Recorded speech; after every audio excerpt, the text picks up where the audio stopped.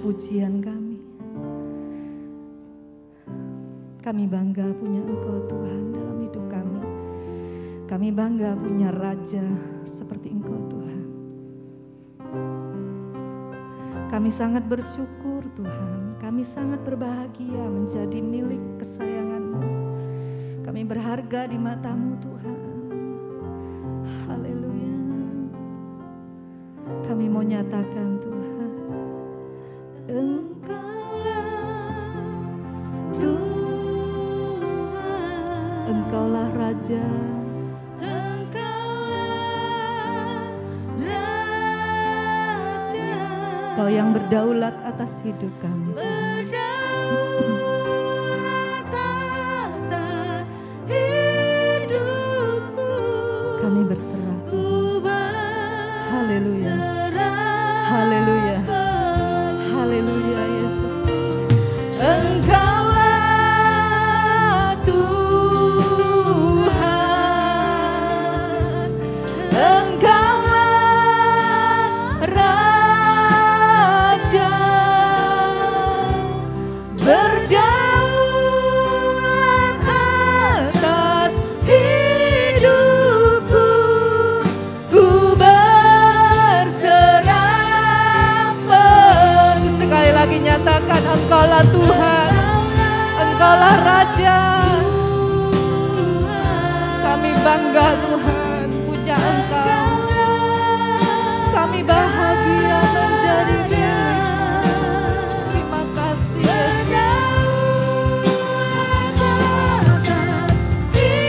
hidupku, ku berserah penuh.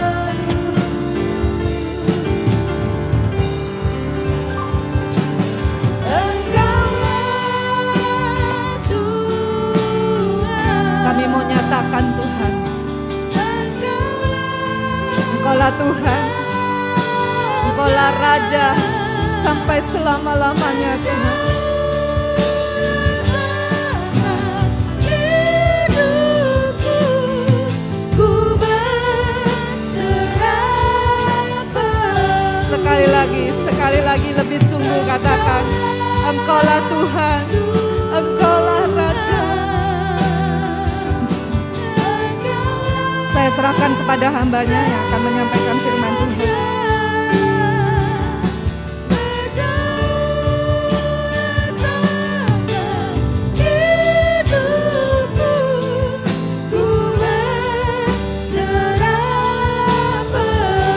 Berdaulat atas hidupku.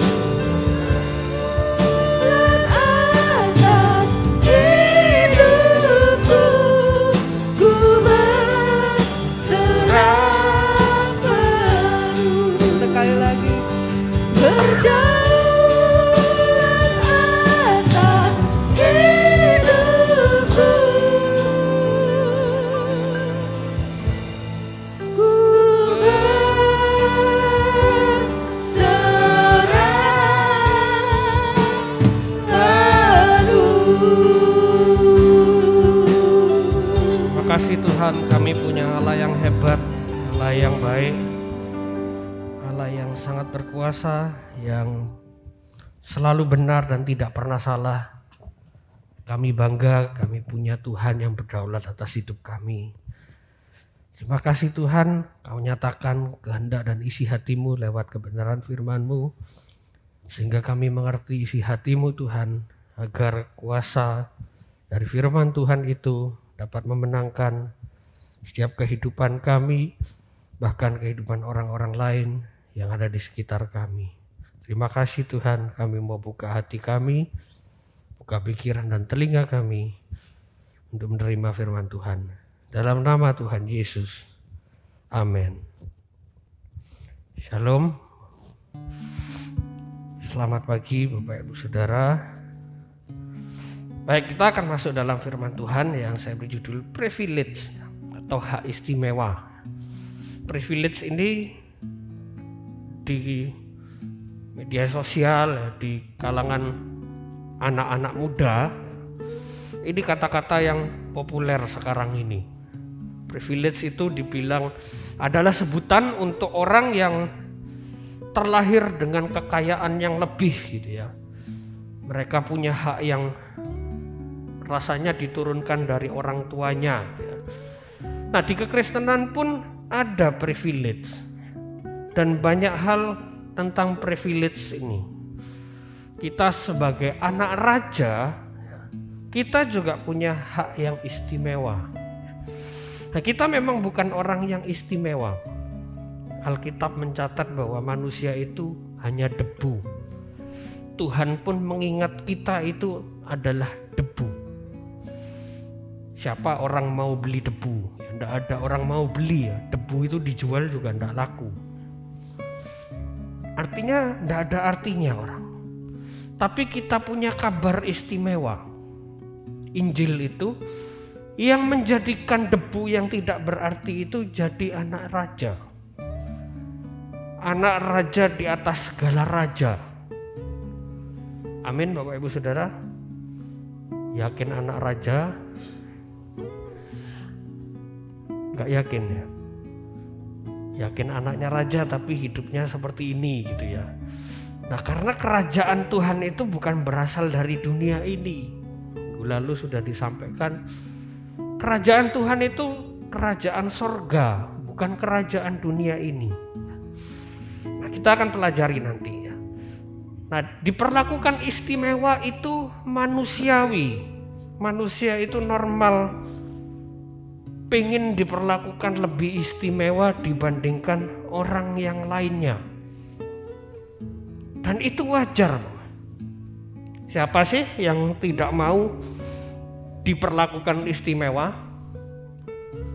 Saya rasa kok jarang ada orang yang menolak diperlakukan istimewa, misalnya pergi kemana ya, diperlakukan sangat spesial, dilayani mulai dari tidurnya, makannya, disediakan tempat terbaik gitu ya. Semua orang wajar pengen diperlakukan istimewa. Siapa yang tidak mau ya. Kalau tidak demikian, raja itu tidak mungkin punya banyak pelayan. Kalau bisa raja itu lagi naik becak, becaknya ditandu sekalian gitu ya. Siapa yang tidak mau diperlakukan istimewa ya. Dan itu adalah keinginan yang manusiawi. Bahkan banyak orang yang mengejar hal-hal yang seperti itu. Dikejar sedemikian rupa supaya dia diperlakukan lebih istimewa daripada yang lainnya. Nah, hal itu sebenarnya wajar dan tidak berdosa. Hanya saja yang membedakan adalah cara-caranya. Dalam firman Tuhan pun manusia itu dikasih kesempatan untuk diperlakukan istimewa. Dalam Matius 20 ayat 21 di sini dikatakan, kata Yesus, apa yang kau kehendaki? Jawabnya, berilah perintah supaya kedua anakku ini boleh duduk kelak di dalam kerajaanmu, yang seorang di sebelah kananmu dan yang seorang lagi di sebelah kirimu. Ini permintaan dari seorang perempuan bernama Salome. Dia adalah ibu dari Yohanes dan Yakobus. Dia minta supaya anak-anaknya nanti masuk surga duduk sebelah kanan sama duduk sebelah kiri. Tuhan tidak bilang ini dosa, enggak. Tuhan tidak bilang ini dosa. Tuhan bilang apa? Ini bukan aku yang ngatur, Bapak yang ngatur. Kita tidak usah bingung, oh terus Yesus dan Bapak gimana? Itu urusan lain ya. Tapi Bapak yang punya hak yang mengatur siapa yang boleh duduk sebelah kanan, siapa duduk sebelah kiri. Nah, siapa yang tidak pingin Bapak Ibu Saudara? Tidakkah Bapak Ibu Saudara kepingin nanti ketika masuk dalam kerajaan surga duduk di sebelah kanannya Tuhan? Pasti semua orang kepingin. Karena di situ akan ketika orang lain menyembah Tuhan kelihatan, lo ada Bapak ini, lo ada Ibu ini gitu ya. Dan itu ada di dalam kerajaan Allah. Salome ini minta dikasih, Tuhan kasih perintah sampai sebegitunya. Kasih perintah, wah, jarang ini orang minta diperintah gitu ya. Tapi karena ada hak yang sangat istimewa itu, Salome sampai bilang kasih perintah wis. Apapun bakal dilakukan supaya bisa masuk ke sana, duduk sebelah kanan, duduk sebelah kiri. Dan ini wajar Bapak Ibu di dalam kerajaan sorga. Nah, Salome yang adalah ibu dari kedua anak ini berpikir bahwa hak istimewa di kerajaan sorga itu berdasarkan suka dan tidak suka. Sebelum dia minta perintah itu, dia berpikir siapa yang Tuhan suka, dia akan ditempatkan Tuhan di sebelah kanan dan sebelah kiri. Makanya murid-murid yang lainnya sampai protes. Ini Tante Salome seenaknya aja, ya. Tidak ada murid favorit Tuhan, ya. Memang tidak ada murid favorit Tuhan Yesus gitu, tidak ada. Ya. Loh kok Yohanes, Petrus, dan Yakobus sering diajak bertiga? Karena Tuhan tahu ketiga orang ini nanti bakal punya tempat pelayanan yang lebih besar daripada yang lain-lainnya. Itu bukan karena suka dan tidak suka. Tapi karena Tuhan itu adil, Tuhan itu tahu mana yang harus diberikan lebih, mana yang tidak perlu diberikan lebih. Jadi bukan karena suka dan tidak suka. Nah, baru-baru ini ada lomba Agustusan. Ini ada kisah nyata, ya, ada sebuah lomba Agustusan di sekolah yang melibatkan orang tua dan anak. Anak si ibu A menang lomba cerdas cermat. Lalu si ibu B, C, D tanya ke ibu A ini, bagaimana anakmu itu bisa sangat pintar? Lalu si ibu A menjawab, aku sering mengajari anakku, aku sering mendisiplin anakku untuk belajar. Ya aku melatihnya, jadi dia memang menang karena kemampuannya. Kemudian si ibu B, C, dan D meninggalkan ibu A. Mereka berkata seorang kepada yang lainnya, tidak mungkin. Anaknya menang pasti karena dia kaya. Pasti karena gizinya terpenuhi dengan baik. Sejak kecil pasti dikasih susu yang mahal. Anaknya tercukupilah gizinya, dikasih makan daging. Apalah anak kita cuma makan tahu tempe, nggak bisa dibandingkan. Enak dia itu. Dia pasti pintar karena kekayaannya, bukan karena kemampuannya. Nggak mungkin. Cara-cara itu, cara-cara yang digunakan orang yang belum mengenal Allah. Karena orang yang mengenal Allah tidak akan punya pikiran seperti itu. Mereka iri hati. Merasa orang lain itu lebih baik keadaannya sehingga apa yang dibuatnya lebih bagus daripada saya. Gitu. Iri hati. Ini cara-cara yang dibuat orang yang belum mengenal Tuhan. Kita pun pernah seperti ini. Waktu kemarin lomba masak Bapak Ibu. Waktu saya menang lomba masak, menang karena kaya poinnya gitu Bapak Ibu. Ya saya biasa aja. Saya sudah tahu di dalam hati pasti nanti dibully karena itu. Ya enggak apa-apa gitu. Pasti poinnya banyak, ini menang, makanannya enak gitu ya.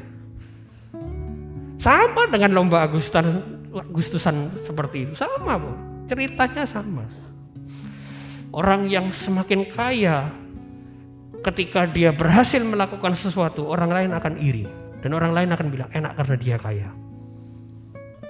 Kita pun pernah melakukan seperti itu. Saya pun juga pernah seperti itu. Pertanyaannya gini, memangnya kalau anaknya kaya, anak orang kaya, apakah selalu juara? Tidak. Tidak selalu. Yang jadi juara kelas, apakah selalu anak orang kaya? Enggak. Justru banyak orang-orang yang tidak mampu yang banyak terima beasiswa karena prestasi, bukan? Karena dia berusaha, dia tahu tidak mampu, dia usaha.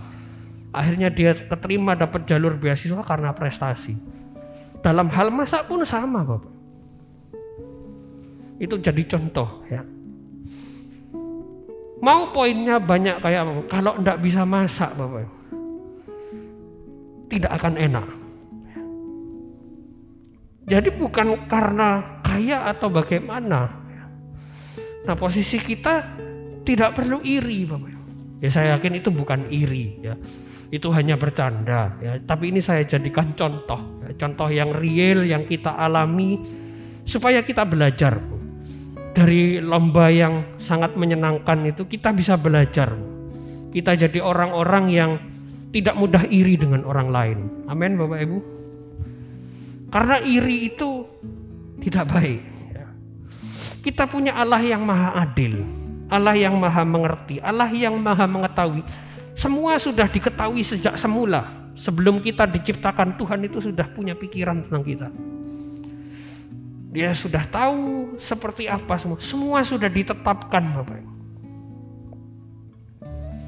Ini akan lahir dari keluarga yang kaya, ini lahir dari keluarga yang biasa-biasa saja, ini dari yang kekurangan. Semuanya sudah diatur sama Tuhan. Jadi ketika kita dalam keadaan yang mungkin tidak lebih baik dari orang lain, itu wajar. Dan itu harus diterima. Karena ketika kita menerima itu, kita menerima rancangan dari Tuhan. Dan rancangan Tuhan bukan rancangan kecelakaan. Jadi tidak perlu menghina orang lain, menghujat orang lain, memfitnah orang lain. Tidak perlu. Termasuk di dalam pertandingan-pertandingan iman kita. Enak dia. Kalau aku harus terpaksa menghidupi keluargaku dengan berbuat dosa. Ya karena memang kurang gitu ya. Tuhan itu sudah mengatur semuanya dengan baik. Tinggal kitanya. Gimana kitanya? Dalam Lukas 6 ayat 45 dikatakan, orang yang baik itu mengeluarkan barang yang baik dari perbendaharaan hatinya. Berapa waktu lalu Ibu Gembala sudah menyampaikan tentang perbendaharaan hati. Di renungan juga sudah disampaikan. Jadi tergantung orangnya. Nah, kalau kita hari ini belum baik, belajar jadi baik, dibiasakan. Dibiasakan jadi baik. Daripada iri, kita buang-buang energi untuk iri. Orang iri itu kan buang energi, Bu. Oh, ini anaknya orang kaya. Dicari tahu, Bapak. Dicari tahu. Saya pun pernah mengalami. Ini dalam keadaan sudah menikah, sudah punya anak. Dituduh perebut bini orang. Dan ini kisah nyata, Bapak. Saya dituduh selingkuh dengan seorang perempuan. Mungkin karena lihat rumah tangganya baik-baik saja. Dituduh seperti itu, Bapak.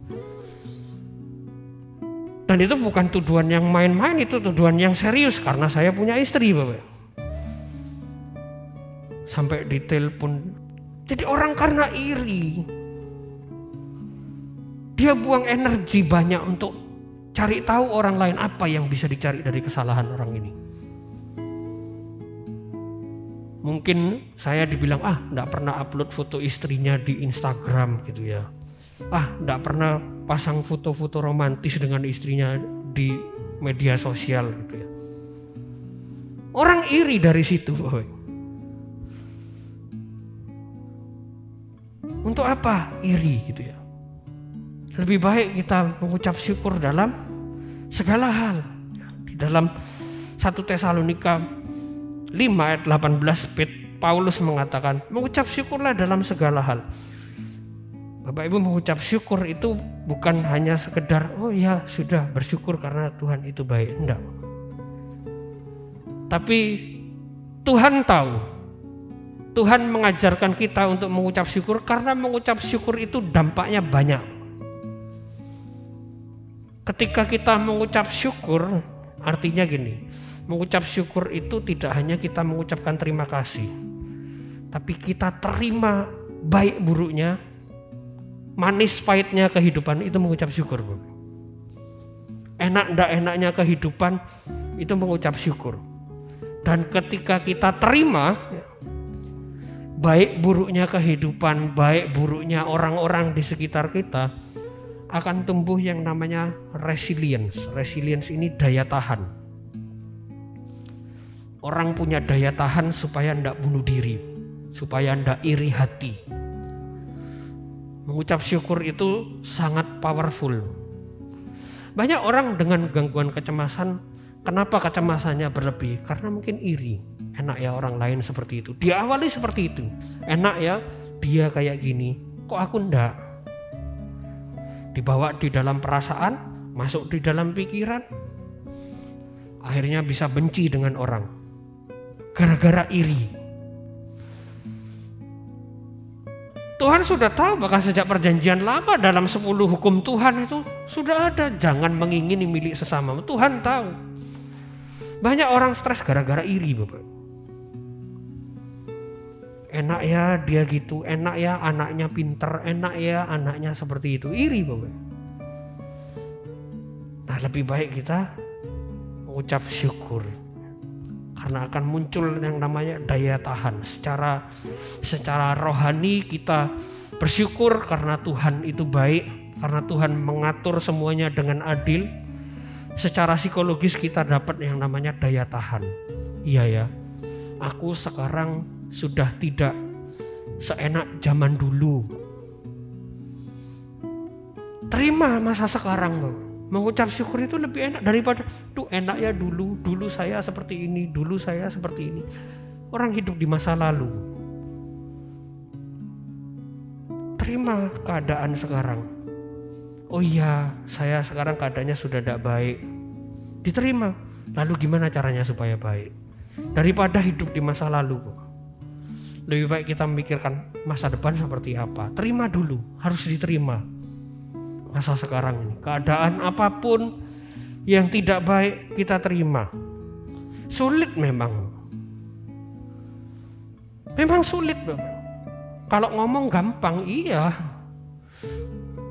Tapi melakukannya sulit, saya pun juga sama. Karena kita semua sama-sama manusia. Terima hal yang tidak baik itu sulit, wajar itu, Bapak. Tapi akan lebih sulit lagi kalau kita tidak terima itu. Lebih sulit lagi, Bapak. Alkitab sudah menyatakan, Mazmur 107 ayat 10 dan 11. Ada orang-orang yang duduk di dalam gelap dan kelam, ya. Terkurung di dalam sengsara dan besi. Karena apa? Karena mereka memberontak terhadap perintah-perintah Allah. Perintah yang mana ya? Semuanya termasuk mengucap syukur. Dan menista nasihat yang maha tinggi. Jadi iri hati itu menista Tuhan loh, Bapak Ibu. Loh, kok bisa? Iri hati sama orang lain itu menista Tuhan. Apa hubungannya? Tuhan kan sudah ngatur. Orang ini terima berkat segini, orang ini terima berkat segini. Orang mau kerja keras kayak apapun, kalau Tuhan tidak berkehendak tidak akan menghasilkan banyak. Percaya Bapak Ibu? Banyak contoh di dunia ini. Bapak Ibu mungkin tahu yang namanya Ghazali. Dia terima duit berapa belas miliar hanya gara-gara foto selfie. Selama berapa tahun terakhir cuman foto selfie, Bapak. Kenapa dia bisa terima uang banyak sedangkan kuli bangunan yang harus setiap hari berdarah-darah tidak juga terima berkat yang banyak? Loh, karena sudah ada yang ngatur, Bapak. Orang pintar tidak selamanya kaya. Siapa orang terkaya di dunia ini? Apakah orang pintar dengan IQ yang tertinggi? Enggak. Einstein itu IQ-nya lebih tinggi daripada Bill Gates. Tapi tidak lebih kaya juga. Artinya berkat jasmani, berkat rohani itu Tuhan yang atur, Bapak. Bukan kita yang berusaha. Ya kita berusaha. Tapi semua Tuhan yang menentukan. Nah, kalau kita iri dengan orang lain, artinya kita tidak percaya aturan Tuhan kan? Tidak percaya bahwa Tuhan itu sudah mengatur dengan adil. Nah ini. Jadi ketika kita mengucap syukur, kita tidak iri hati, kita sedang percaya sama Tuhan bahwa Tuhan itu ngatur semuanya dengan adil. Jadi mari kita mengucap syukur. Kalau kita lihat orang lain lebih baik, kita hanya lihat cuplikan singkatnya. Oh, orang ini enak ya. Oh, orang ini kaya. Oh, artis ini beli-beli di mana-mana enak, keluar duit gampang sekali gitu ya. Bahkan di rumahnya sampai ada ATM-nya, enak sekali gitu ya. Sangat kaya gitu ya. Kita cuma lihat cuplikan singkatnya. Terus kita bilang dia hidupnya enak. Kita enggak tahu di belakangnya dia berdarah-darah. Kita enggak tahu di belakangnya mungkin dia sujud pagi, siang, malam sama Tuhan, minta Tuhan memberkati. Boleh loh Bapak Ibu minta Tuhan memberkati itu, dan harus kita minta sama Tuhan, jangan minta sama yang lainnya. Nah poin saya adalah jangan kita lihat cuplikan singkatnya lalu bilang dia hidupnya enak. Terus kita bilang Tuhan itu tidak adil. Ada proses di belakang yang tidak kita lihat. Who envy others does not obtain peace of mind. Siapa yang iri hati, dia tidak akan menerima yang namanya rasa damai sejahtera. Orang stres, orang depresi, akarnya karena tidak mengucap syukur. Itu ada keadaan yang tidak menyenangkan. Masuk di dalam perasaan tidak enak, pikiran juga tidak enak. Itu manusiawi, wajar. Semua pun pasti seperti itu. Tapi setelah itu apa? Apakah kita harus melanjutkan pikiran-pikiran yang tidak baik, pikiran-pikiran tentang Tuhan yang menuduh Tuhan, Tuhan kok seperti ini ya? Apa Tuhan jahat? Apa Tuhan tidak dengar doa saya? Apa Tuhan matanya tidak lihat apa yang saya lakukan selama ini? Kadang-kadang kita seperti itu.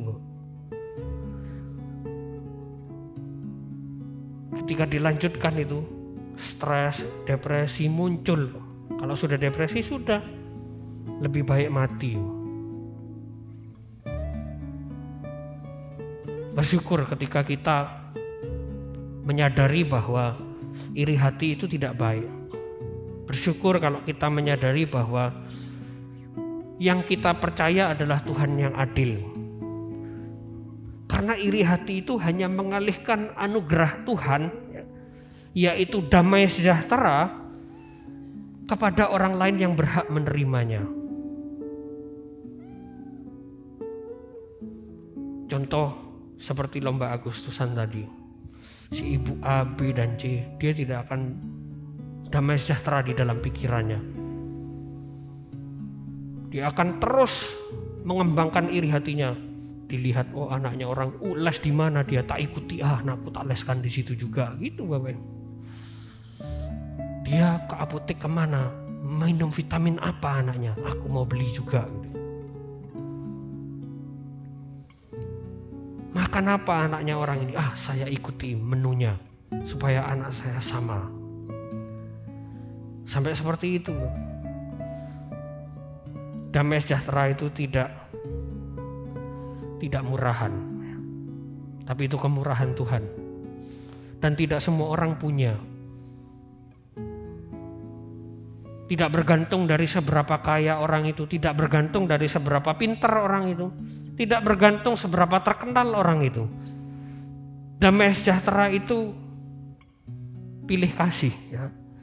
Dia akan memilih orang-orang yang mengucap syukur di dalam segala hal. Yang tidak mengucap syukur, damai sejahtera itu tidak mau hinggap di dalam orang itu.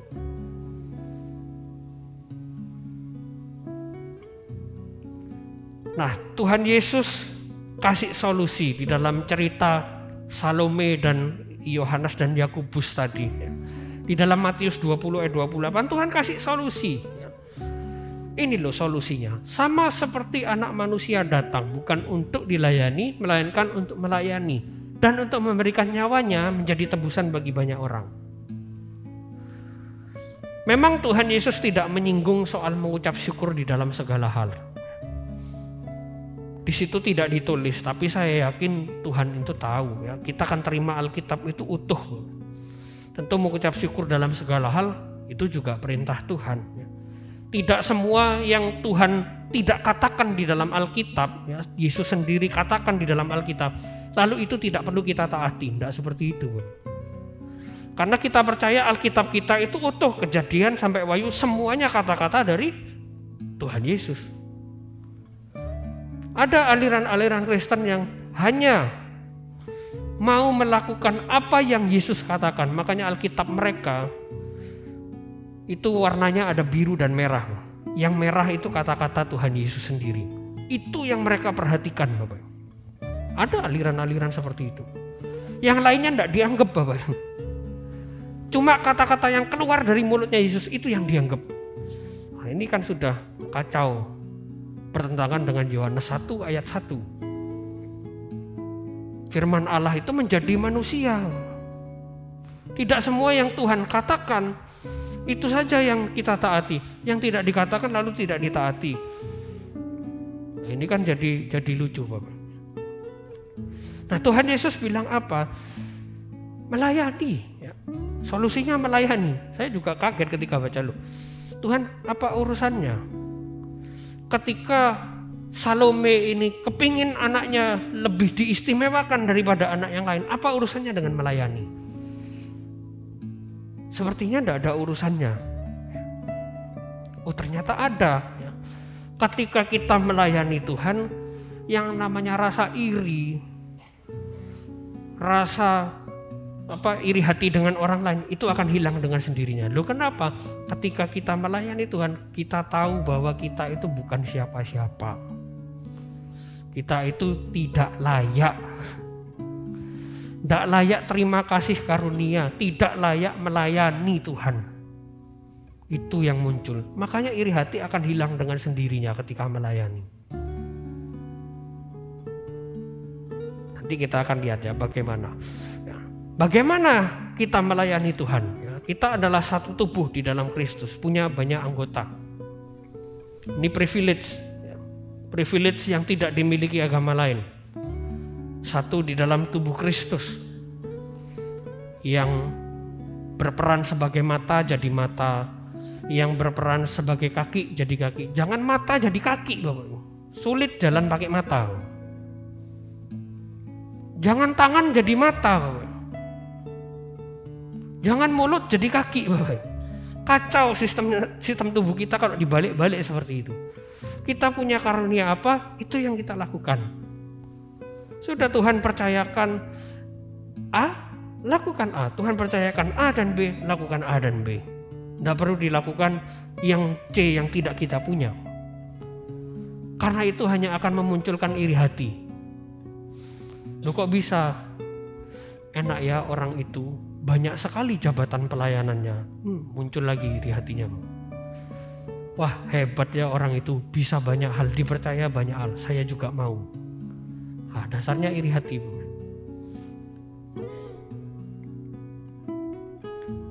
Jadi melayanilah sesuai dengan apa yang Tuhan karuniakan. Di dalam Roma 12 tadi, ayat 5 tadi, satu tubuh di dalam Kristus. Tapi ayat-ayat sebelumnya dan ayat-ayat sesudahnya ditekankan sekali sama Paulus. Ini adalah kemurahan Tuhan, ini kasih karunia yang dianugerahkan kepada kita. Kita punya seberapa, syukuri, itulah yang harus kita pertanggungjawabkan sama Tuhan. Jadi gak perlu iri hati. Kita ini kan Bhinneka Tunggal Ika. Orang berbeda-beda tetapi kita tetap satu tubuh di dalam Kristus. Bhinneka Tunggal Ika itu Alkitabiah, Bapak. Sangat Alkitabiah. Terutama di dalam kita melayani Tuhan. Kita punya Tuhan yang sama.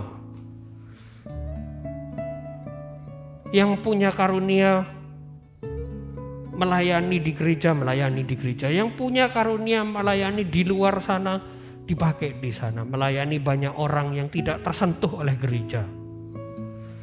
Karyawan kita, bos kita, mungkin orang-orang yang kita hadapi. Itulah yang harus kita layani. Jadi sebenarnya kita sebagai bangsa yang punya paham Bhinneka Tunggal Ika, yang sudah dicanangkan sejak abad ke-14. Ini pada masa kerajaan Majapahit. Bangsa lain belum kenal yang namanya Bhinneka Tunggal Ika, Bapak. Artinya kita sebagai anak raja di atas segala raja, anaknya Tuhan Yesus, dan kita sebagai bangsa Indonesia yang menghidupi Bhinneka Tunggal Ika ini, rasa iri hati itu harusnya tidak ada. Karena sudah sejak abad ke-14 ini didengungkan. Sejak kecil diajarkan di dalam sekolah.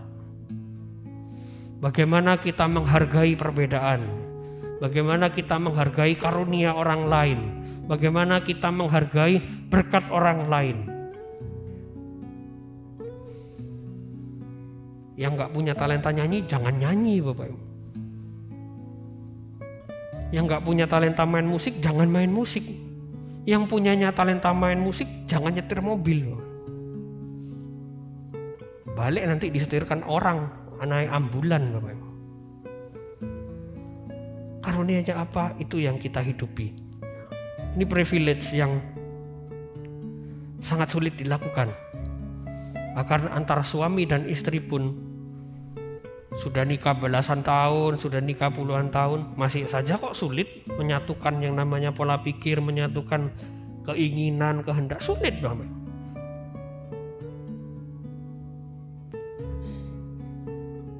Dunia luar, mereka punya visi dan misi yang bisa menyatukan sebuah perusahaan. Mereka punya job desk yang bisa menentukan orang ini kerja ini, orang ini kerja ini supaya goalnya tercapai. Tapi mereka tidak punya Kristus. Mereka tidak punya kasih Tuhan, Bapak. Kasih Tuhan itu hanya dimiliki orang-orang percaya. Gereja butuh visi, butuh misi, butuh job desk yang harus dikerjakan oleh masing-masing orang. Tapi kita lebih butuh kasih karunia Tuhan, butuh kasih Kristus yang bisa memampukan menyatukan. Karena ketika kita melayani, ini pelayanan yang sukarela, Bapak. Pelayanan yang tidak boleh ada kepentingan sama sekali. Makanya iri hati bisa hilang di situ. Karena kita tahu melayani Tuhan itu tidak boleh ada kepentingan sedikit pun. Ambisi pribadi itu tidak boleh. Ketika itu ada, rusak. Ini pelayanan sukarela. Kita melayani di luar pun sama pelayanan sukarela.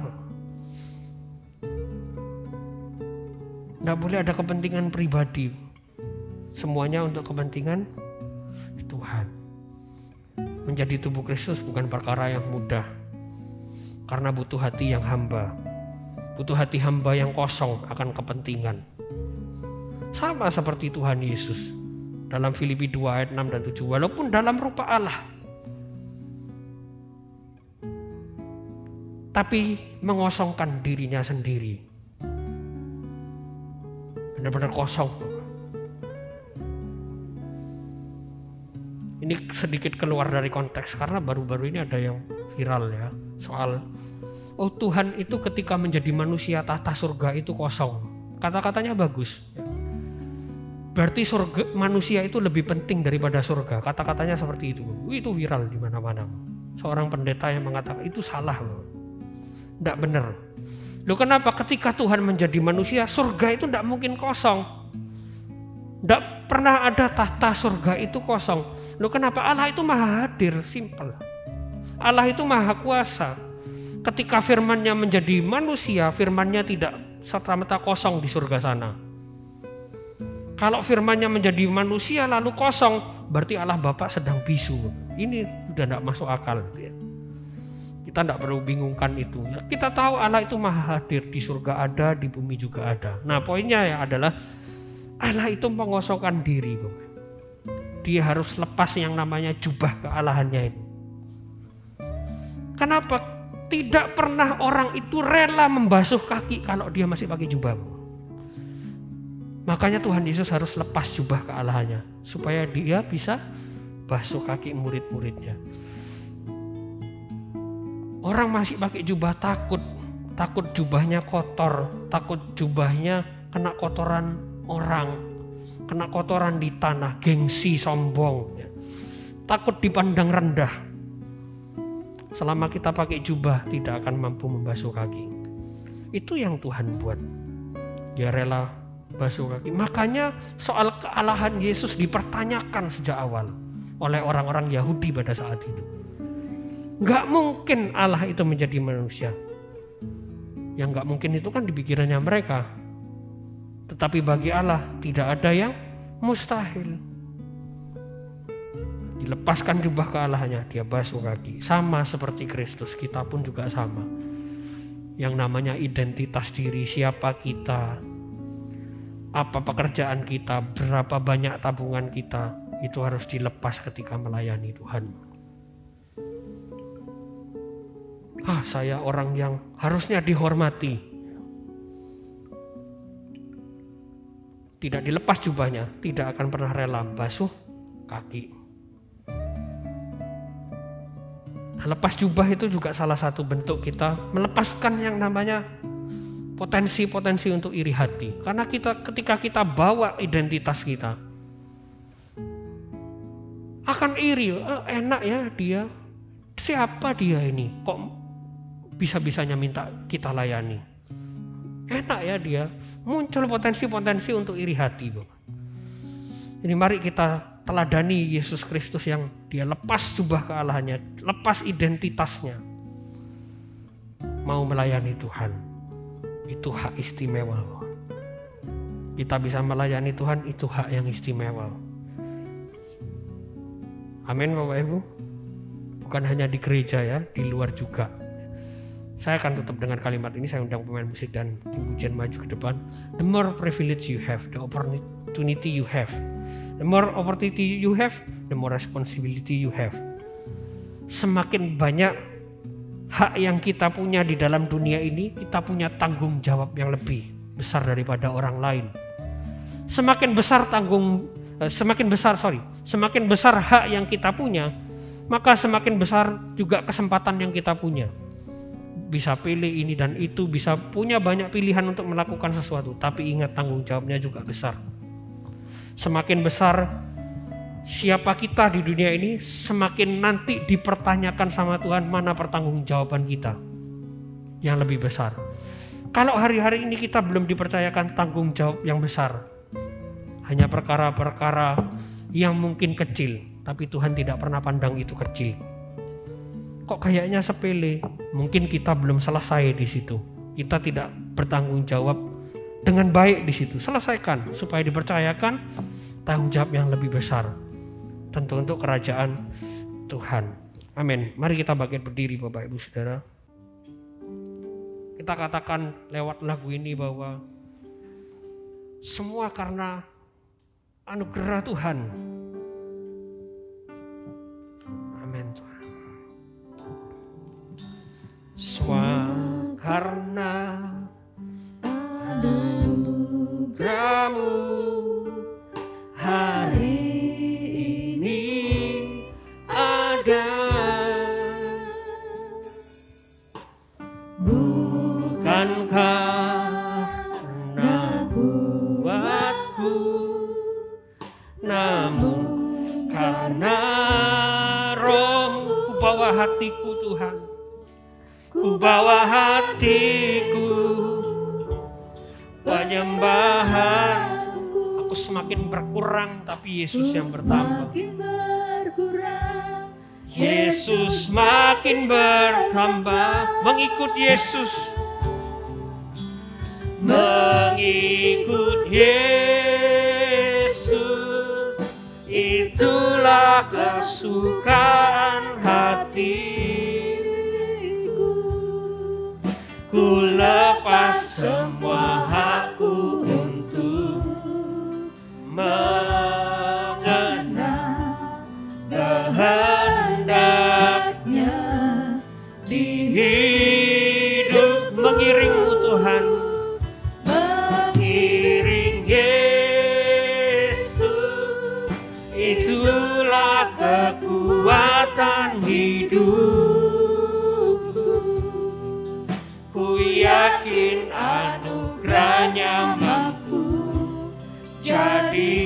jadikanku hamba mengikuti Yesus. Itu kesukaan hatiku Tuhan.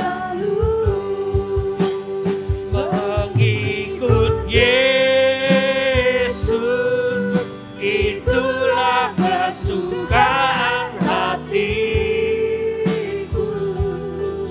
Ku lepas semua aku untuk mengenal kehendaknya. Mengiring Yesus,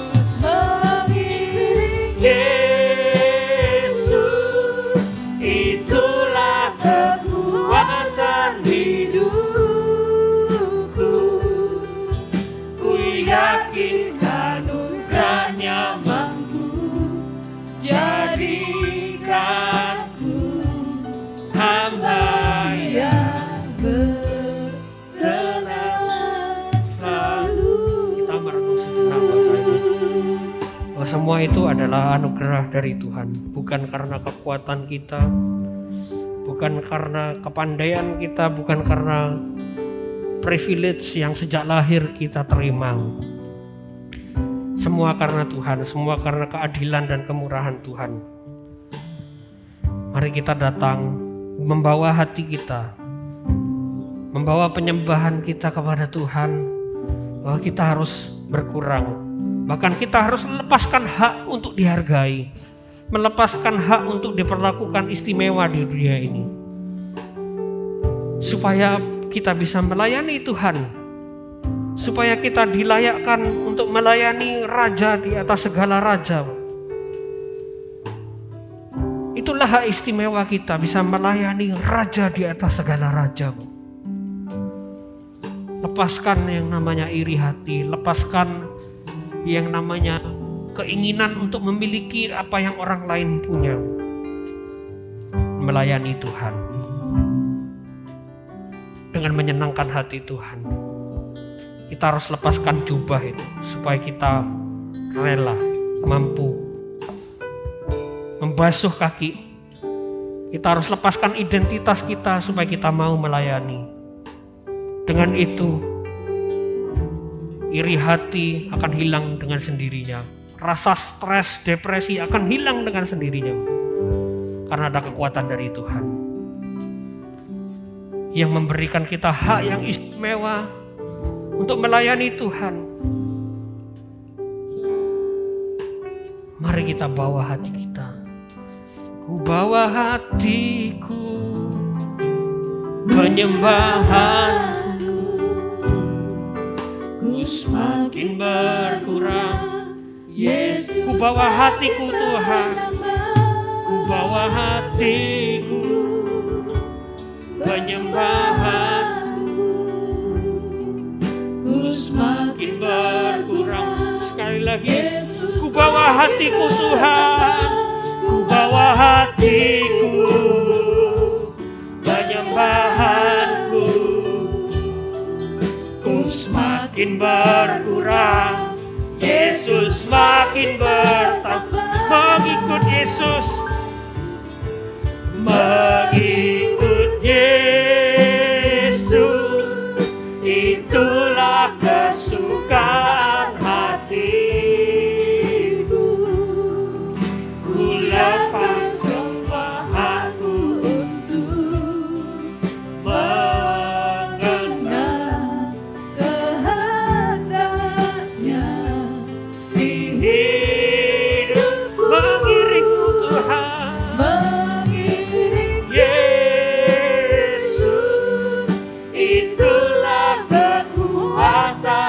hidupku.